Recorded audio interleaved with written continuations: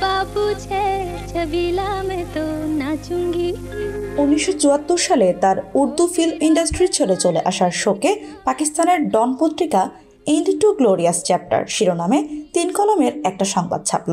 পাকিস্তানের ছায়াছবি ও টেলিভিশন থেকে তার শূন্যতা দূর করা কি সম্ভব শিরোনামে একটি নিবন্ধ ছাপা হলো পাকিস্তানের লিডার পত্রিকায়।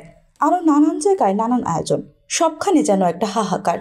যে মানুষটাকে ঘিরে এই হাহাকার তৈরি হয়েছিল তিনি আর কেউ নন, আমাদের সকলের অত্যন্ত প্রিয় ও উপমহাদেশের প্রখ্যাত জনপ্রিয় কণ্ঠশিল্পী রুনা লায়লা।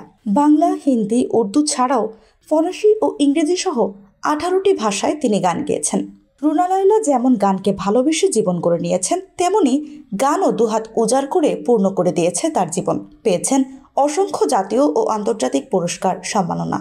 90-এর দশকে মুম্বাইয়ে পাকিস্তানি সুরকার নিসার বাজমি সুরে একদিনে 10টি করে 3 দিনে 30টি গানে কণ্ঠ দিয়ে গিনেস ওয়ার্ল্ড রেকর্ডসে নাম লেখান রুনা লায়লা।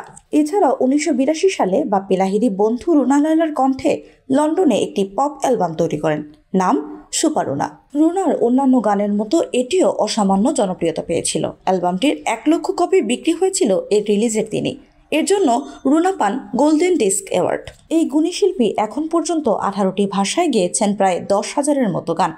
কনসার্ট করেছেন ম্যাডিসন স্কোয়ারে, সিডনি অপেরা হাউস সহ যুক্তরাজ্য, সংযুক্ত আরব আমিরাত, Malaysia, Netherlands, Singapore, Japan, Russia, Sweden সহ এমন সব জায়গায় যেখানে পৌঁছানোর জন্য শুধু স্বপ্নই দেখেন অনেক সঙ্গীত শিল্পী।